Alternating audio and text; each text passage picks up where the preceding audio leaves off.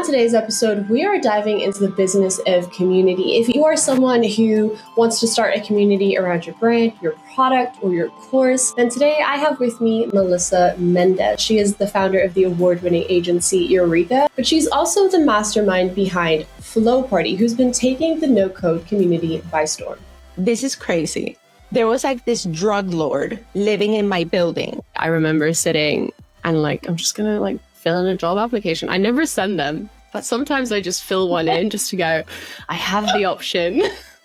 You don't buy a tripod from somebody that's like, oh, so here's the tripod. No, you're buying the tripod from the people that are like, oh my God, this tripod is the best. Is there some things that you see with people building communities today where you're like, don't do that? Yeah. Number one. Hey, what is up? My name is Geenay, and this is the Millennial Business Podcast. All right, Melissa, I wanted to start off by how we met, weirdly. Yes. I remember I was at WebflowConf, and I was really new to Webflow community. I still am fairly new to Webflow community, to be honest. I don't think I've been doing this for that long. So I remember walking into the WebflowConf, and I think we've had all of our sessions for the day. And in the background somewhere, I just hear your voice. I don't know if I remember telling you this. I was like, I recognize you by your voice. Literally, I think before I even recognized you, I heard your voice just because I feel like it probably popped up on so many community platforms and interviews that I've listened to by then. It was so random. Actually, no, I don't remember that. And I do want to preface this by saying that I had a few too many drinks at WebflowConf and I'm not proud of it. So I feel like I don't remember a lot of it. I feel like I'm repeating my dad's story in life because he used to be sort of like a news anchor. He did also advertising, radio commercials. So we would be in the street and they would be like, I know that voice. Are you Jimmy Mendez? Yeah. So now that you're telling me this, I can't wait to go to my dad and be like, Dad, look what happened. That's crazy. It's my thing now too. Yeah. I mean, but I guess you also have such an energy to your voice. And I think you have an energy overall. You're very, I would say outgoing, but in an intelligent way. There's people who are just outgoing, but I feel like you're very intentional with it, if that makes sense. So basically I want to jump into how you got this way. Why are you the way you are? Is it because your parents were like that, or is it just because you grew up kind of in a third world country? Because I feel because I did as well, you kind of you learn to be out there more because that's how you kind of get noticed. Why are you the way you are today? Take us back. Yeah, that's actually a great question. And I love that because it kind of brings a lot of perspective into people's lives.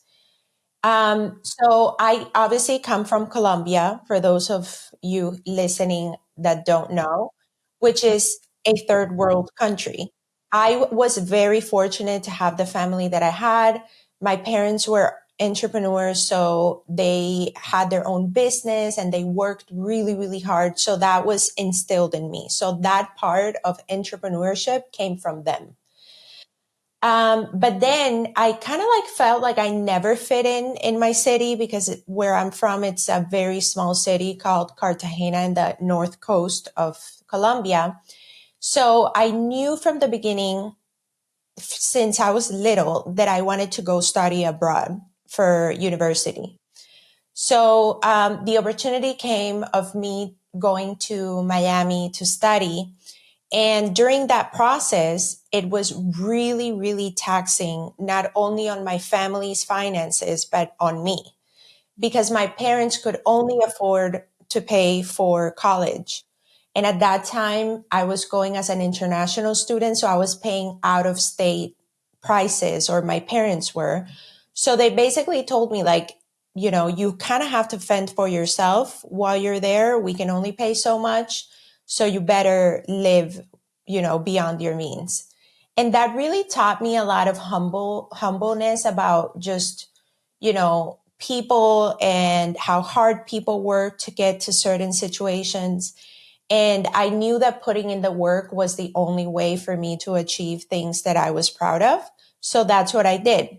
Once I finished university, I went, to several jobs that weren't even related to advertising, was my major. And again, that really taught me a lot about treating people.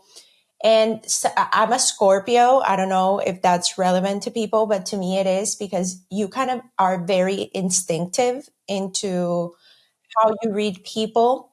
So at my jobs, I was really good at that, and like kind of like getting into people and like how to like approach them to get something done. When you're managing people, it's really, really hard to manage a big group of people and for them to really know and trust you. So I think that's one soft skill that it's really useful and something that really helped me. And then with time, now where I am today, I feel like I've used all of those soft skills of being intuitive, of being empathetic, of being, likable and things like that. Like I can kind of like shift my personality in a way without it being like two-faced. It's just like I kind of like can read people and like know how to maybe like herd them into this route with enthusiasm and like caring about them and nurturing them. So yeah, I think that's basically how it developed my personality to how I am today, and that's why people perceive me that way. Yeah. I think that's an insanely valuable skill. And later I definitely want to get into like how you've built what you've built today, because I think your people skills has a lot to do with it. It's something that I definitely admire. And I think a lot of people want to know more about. But before we get there, I wanted to jump into that feeling that you said where you felt like you were growing up, but you didn't quite fit in. It wasn't quite, because I had that as well growing up, where I was like, I feel like it's like there's more.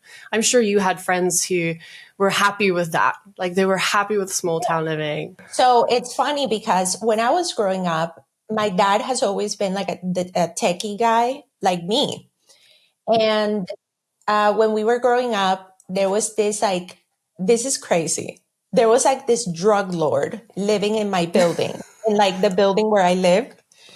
So Okay.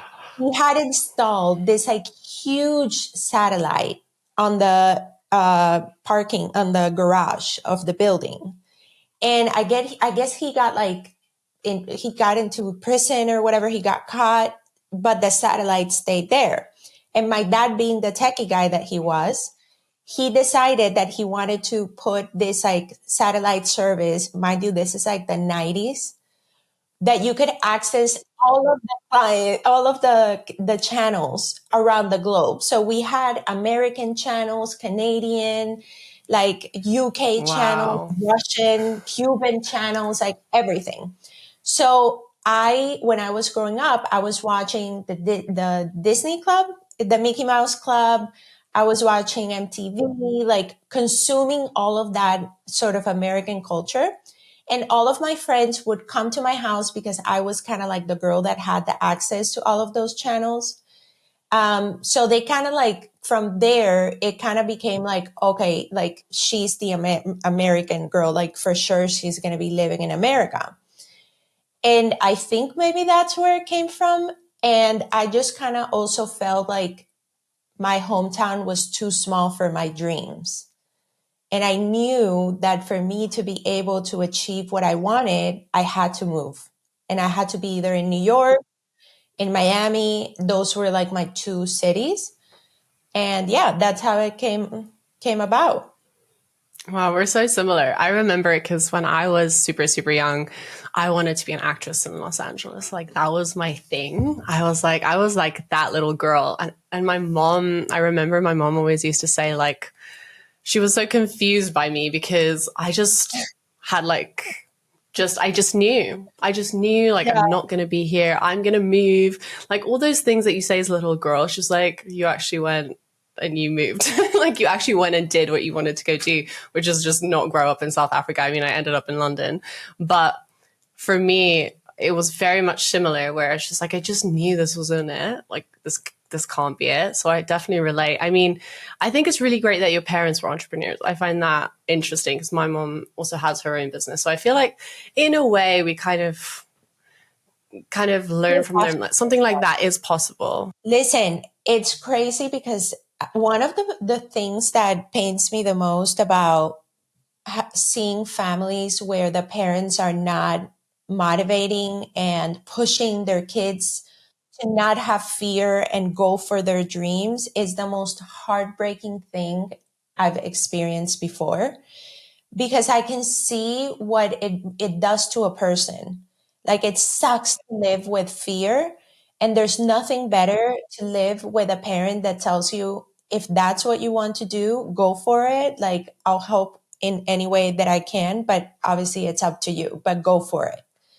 Because I feel like that really expands your mind and like takes the fear away of just like making the jump and like going for it, you know? Yeah, 100%. Do you think that, is that like one thing that you'd say that you took from, let's say, your dad? Like, hey, anything is possible. I can become an entrepreneur. Is there other things that he taught you that today you're looking back at and you were like, yeah, I'm using that today? Yeah. Yeah, that for sure, because my dad dropped out of high school when he was in ninth grade, and he was completely empirical.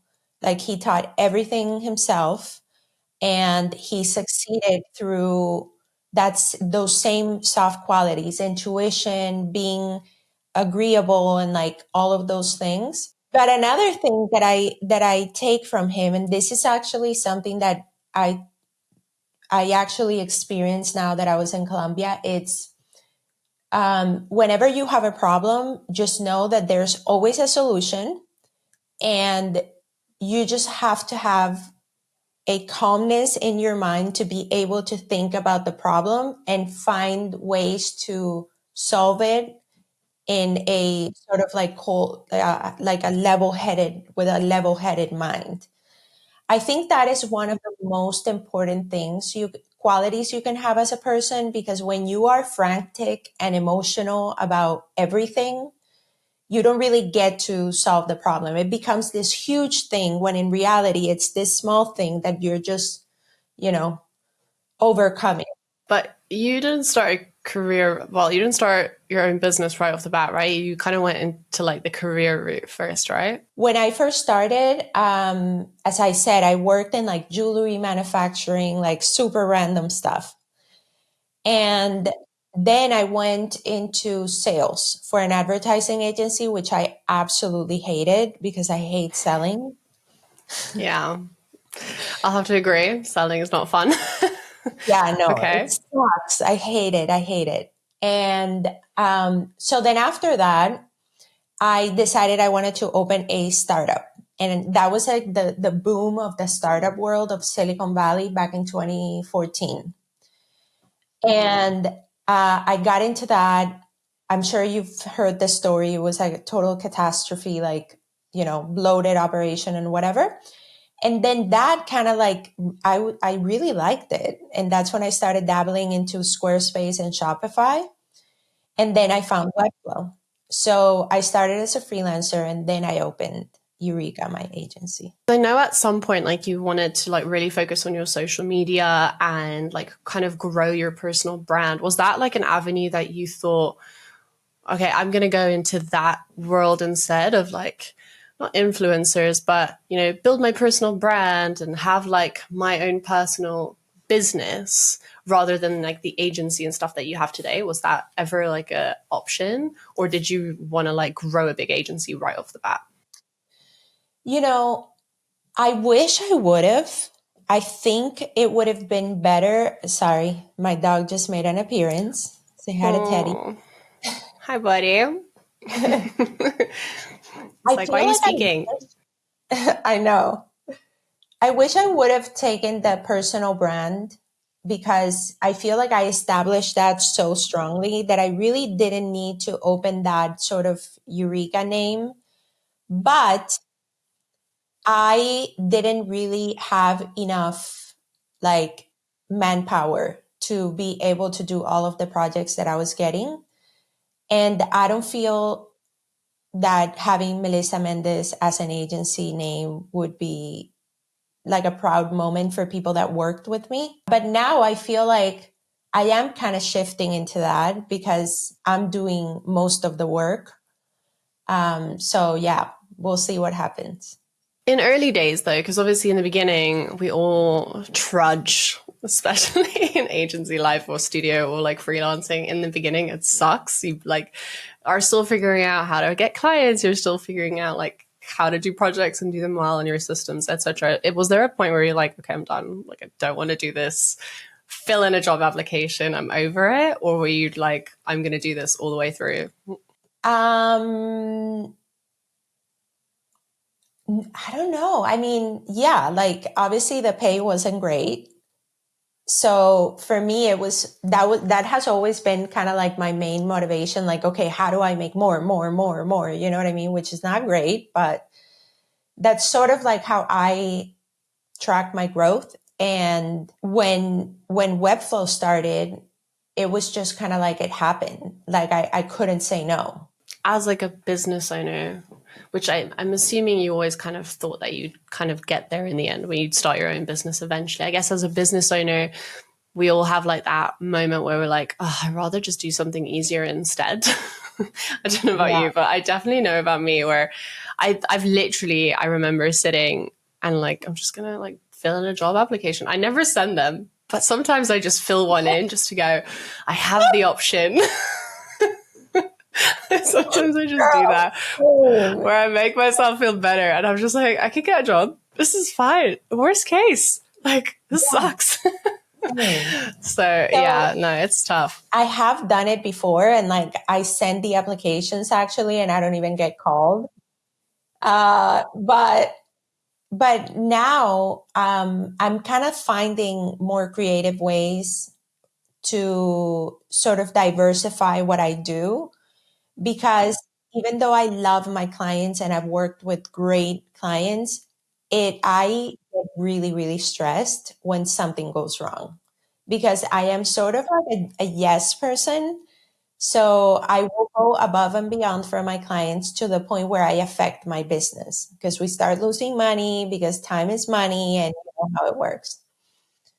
So now I'm trying to give my attention more to my community and then work sort of like under wraps with partners and collaborators, you know, so I can have a bit of both worlds, still make money, but really focus on community, which is what I absolutely love. And it's also something that I think you're really, really good at. I guess this is definitely that part of the conversation where we can touch on like why obviously you started Flowparty. I think everyone kind of knows the story, a great lockdown in intuition, if that makes sense. And I think what I've heard you say is like back then you really needed it. It was more you just like having community around you, having conversations with people weekly. But if you had to like start Flowparty today, would you have done anything differently? You know, I really believe in like no regrets. Obviously, there are smaller things like, for example, you know, having better quality videos or having like a pre-planned schedule, you know what I mean? So I could liberate a little bit of my time from just running all the time and just, you know, going for it at the last minute.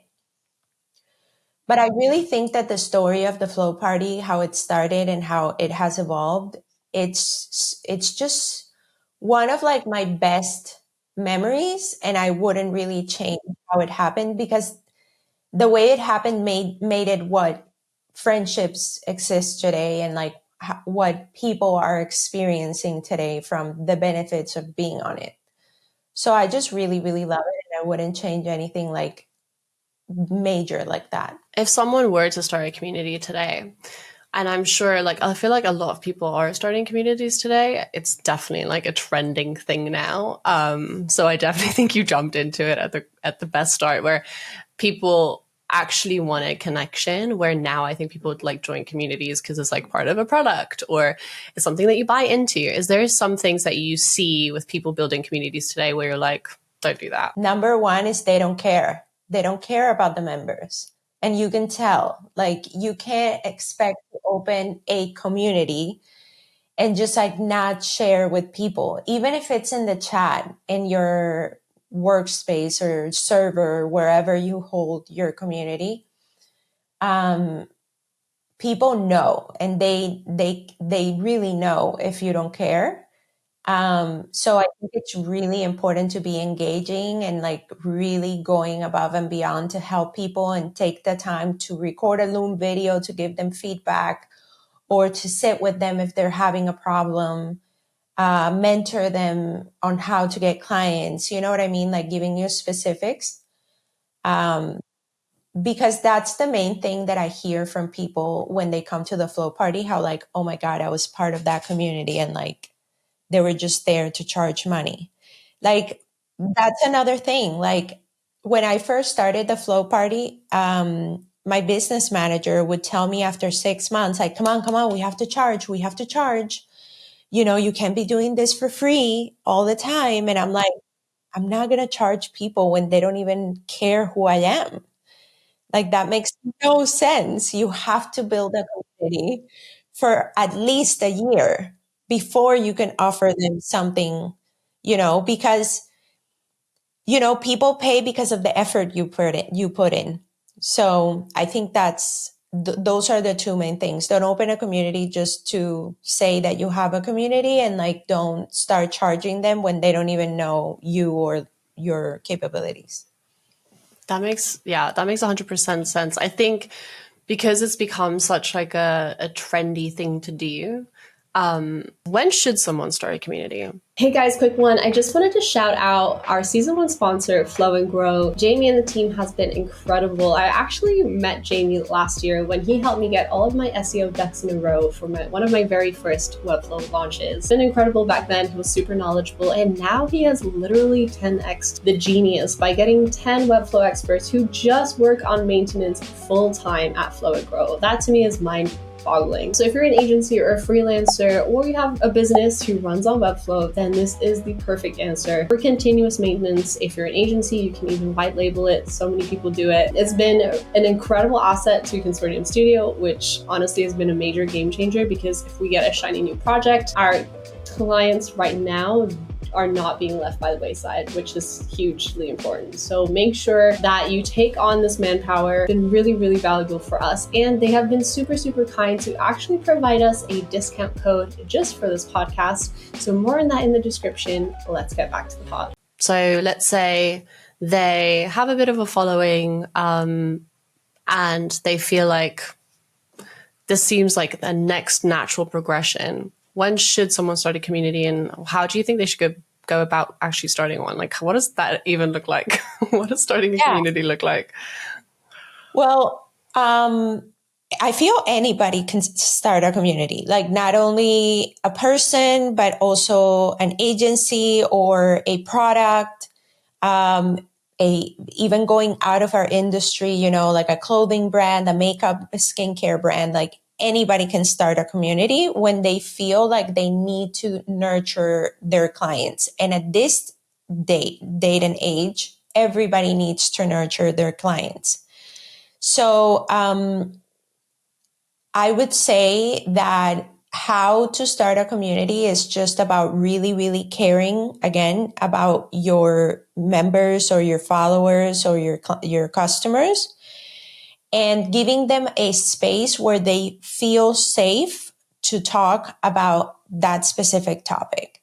So, for example, if let's say that you have a startup and you want to talk about, waste in the world, plastic waste in the world, the community is actually to nurture people to be better about, recycling or, processing recycled material or whatever, and like discuss those topics and get together and like meet up and, let's do a trash pickup event or whatever. Like that's what community is. It's not just about having them there. So when somebody thinks about opening a community, it's like, okay, who are the people that would be my best friends because we have the same interests?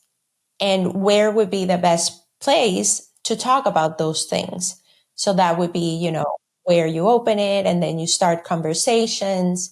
It's like about your enthusiasm on the topic. And I think that's what happened with me with the Flowparty. Like people just wanted to be part of it because I was just so enthusiastic about it. This morning, I heard a quote from someone. I have no clue who said it. I listened to a lot of stuff this morning. But basically, they were like, people buy because you're excited about it. And if you're not excited about it, they're never going to buy into something. So I feel like I've actually learned that with my own business as well. Like you have to be very confident with what you're putting out. I think I went for a meeting like 3 weeks ago, and it was for me to potentially take over like some of their UI design stuff. And at the end of it, the owner of the place said, I know you're trying to manage expectations, but just be more confident with what you're, because I know you can do it, but just do you know that you can do it? And I had like a, whoa, because you're so worried about overselling yourself. I think sometimes I am anyway. Yeah, I remember this is kind of like a core memory that was just absolutely horrifying. In that job where I was in sales, I had to go visit clients to sell this product. And I remember everything would be like shaking. I would be like sweating to the point that I didn't even like know what I was talking about.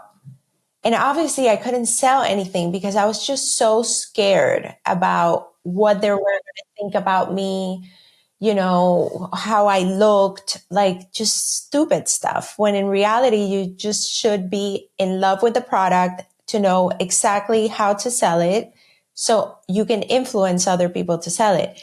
And to that point, influencers are a great example. Like you don't buy a tripod from somebody that's like, oh, so here's the tripod. No, you're buying the tripod from the people that are like, oh my God, this tripod is the best, So Yeah. It's the same. It's true. It's true. And I think a lot of like freelancers and agency owners, like I feel like we could take away from that and be more confident with what we're actually bringing to the table. Because it's weird. We don't have a product if you think about it. Like we're not bringing, like I'm not selling you a chair. Like, look how great the chair is. You can feel how great the chair is. Like you're actually selling like a vision, because at that point you have nothing. There's no website to show them. You're selling them the website, or you're selling them the product or the UI or whatever. So it's hard. It's a bit tougher than you coming like, here's the best toothbrush in the world. Like you have to like sell your skills in a way. Yeah. It's a bit different.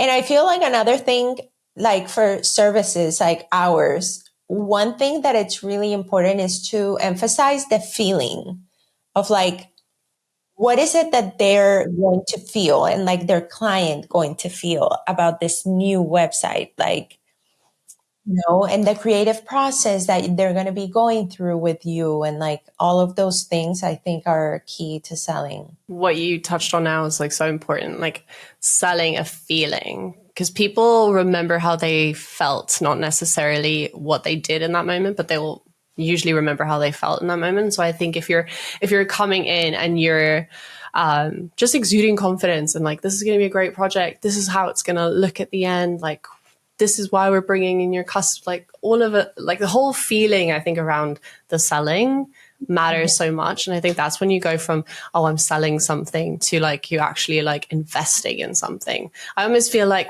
we're not selling a product. We're very much investing into a business, all of our creativity and our ideas and stuff. So it's almost like making a mindset shift instead. Okay. So obviously you've kind of made a bit of a shift with Flowparty into the education world. So I thought I'd ask you about it. Like, how did that come about? Is that something that you kind of saw happening from the beginning? Did you have like a random conversation with someone and it just seemed like a natural progression? How did that kind of shift in the business happen? Yeah. So so obviously we were doing still educational content, but very like informal. It was just sort of like talks every week with special guests. So I always wanted to find a way where I could provide sort of like a premium offering for the people that were already more advanced or people that really wanted to take this seriously. Obviously, I made a lot of connections with all of my special guests that came to the Flowparty. So I wanted to find a way where I could incorporate them to kind of like also give back to them for all of the time that they spent with us teaching for free. And that's how the on-demand sort of was, created. And I went to my most trusted people that I had worked with before, which is Joseph, Barry, Jonathan Morin, Diego Tora Oliveira, and Ilya Van Eck. The four of them have spent so much time with the people at the Flowparty teaching that I really felt confident on what they could bring to the table, and then also how much I owed them. So I wanted to give them also a business opportunity there.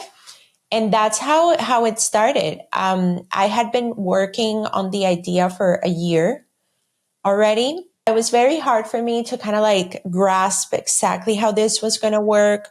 Obviously, the logistical part, the technical part, the business part, marketing, all of those things take so much. It just kind of came together little by little, just kind of how we were talking earlier. Just, I have no idea what I'm doing, but I'm just going to do it. But I think like the fact that you said like it was a year in the working is kind of amazing, because I feel like everyone's such a now thing. Like it has to happen now or it's going to be too late. So a lot of people kind of rush that beginning phases, if that makes sense. Just because like, oh, I have to get out something before someone else gets something out. So that's actually really great that you really thought about it for almost a year beforehand. That's amazing. Yeah, but obviously, like, there was work in between, there was the community in between, my personal life. So there were many times where I wasn't completely focused on it. But in the back of my mind, it's like that saying that says, you pay me $10 now or 10,000 right now, not because I can do it in 30 minutes, but I do it in 30 minutes because I've been learning it for 10 years. You know what I mean? True. And that's kind of like what happens in your mind. Like you kind of like take all of that experience and like, okay, you're thinking in the back of your head for that whole year, how am I going to do this? Okay, so that's going to work this way. The business side is going to work that way. And then kind of like, that's how I work. And then once I have everything in my mind set in stone, then I can lay it out and test it out and see if that theory actually works. Yeah. That's how sense. That year was spent. Those are like four very skilled people that you kind of brought on. And I find it fascinating because obviously, like you said, they already invested into your community. So it kind of felt like a natural progression. And obviously they're all bringing different skills into it. Is there a reason why you're not on it? One, because I am the back end of everything. So even though I'm not teaching, I'm in every class. If I'm not, it's because it's an excruciating situation that I can't be there. Yeah. But I'm the one in the classes. I'm the one taking care of marketing, of business, of everything. So I really wanted to get a grasp on how to run this before I could trust a team to actually help me do it. And I wanted to know it, by heart by the end of it, so I could then teach people how to run it. And then I could maybe do one phase. That's really amazing, actually, because I think so many people feel like, oh, I'm going to have to, I have to be a part of it as well. I have to, my face has to be there as well. So I feel like the natural inclination is for that to happen and for you to be like, no, I'll facilitate. I'm happy with that role. I found that really cool. When I saw it happen, I was like, what a great move. Because like you said, you're kind of getting the hang of everything as well. But in a sense, you're also like, you're everywhere anyway. It's just, I don't need the cool spotlight graphic. I'm good. Like everyone already knows. And I think that's a really great move. Yeah, exactly. And like they are the stars, you know what I mean? Like everybody wants to learn from these guys. So I just feel like it'll come in the right moment. But right now I have to make sure that the business runs smoothly because it's a business. That makes sense. It is a business. Is there anything that was surprisingly difficult about like putting all of it together? Actually, no. Like Really? I really enjoy it. Like there's tools now to be able to have your courses. The business side of it wasn't difficult because we're friends, all of us. And, extra income for all of us is great. So we just kind of like did a lot of investigation and discussed together how we wanted this to work. So that was really enjoyable and there was no friction whatsoever. Everybody was so on board from the beginning. So that side was great. Well, I think, it is a weekly thing for 4 months. So it's really intensive. And maybe not a lot of people would be up for that. But because I come from the Flowparty Fridays, I'm kind of like used to that workload. So yeah, that could be really, really taxing. How have you like juggled that and traveling? Has it been difficult? Hey, do I have Wi-Fi this week because I'm traveling, I'm out, I'm about, or have you kind of established your travel schedule around it? Yeah, so I do that when I can. But for example, for the last class with Diego, his phase 2 is already done. It was done on Tuesday and I was actually flying on Tuesday. So I'm very thankful that Diego already knows how I run my live streams.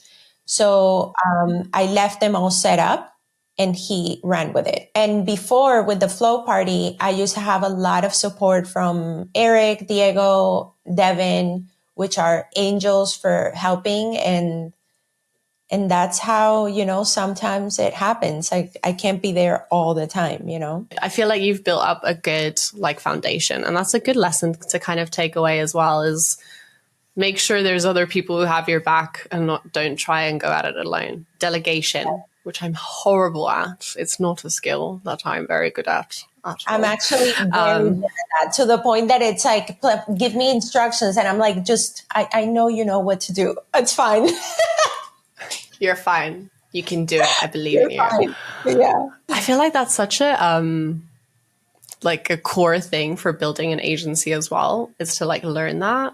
And I think that's been my biggest struggle, is like delegating work where like I will do this quicker than me trying to explain to you what to do. No, it is super nerve-wracking. So sometimes it does work out like that. Like it's better for you to do it yourself. But you just kind of have to find people that you're very confident that their talent is what you see out there, for you to trust them that way, to be like, I know what you're doing. Like, and then you get to a point, like, it's like everything. Like when you're setting up a process, a standard procedure process, the first time is a lot of legwork, a lot of effort, because you have to write everything down and do like that first initial investment. But once you're past that if that other person that you're relaying your work to is connected in a way with you that understands exactly your thoughts, it becomes a really cool synergy because you don't even have to talk. They already know what to do. That's amazing. And I think a lot of that is also bringing people on who have already proved themselves, like you've just said, because I feel like we all tend to kind of try and find someone to join our agency who is okay, we can train them. You know what I mean? I feel like that's probably where a lot of people kind of fall off the wagon, is they kind of bring in, not subpar, but people who are not where you're expecting them to be. And you're like, oh, I'll train them. And then you end up just being disappointed and you're surprised. But speaking of your agency, I mean, you're bringing out amazing work. And obviously you've like won awards for it now. You're kind of on like a really great trajectory to be like a high-end agency, if that makes sense. Like it's very, like everything is super clean. Everything has like an insane amount of detail. If you're kind of comparing yourself and your agency 2 years ago, 3 years ago, and today, what would you say is like the major difference? Like where did that shift happen where you were like, okay, I'm really getting the hang of this? Okay, so I feel like the main thing is attention to detail, and that's really what's going to take and like your work from average to excellent.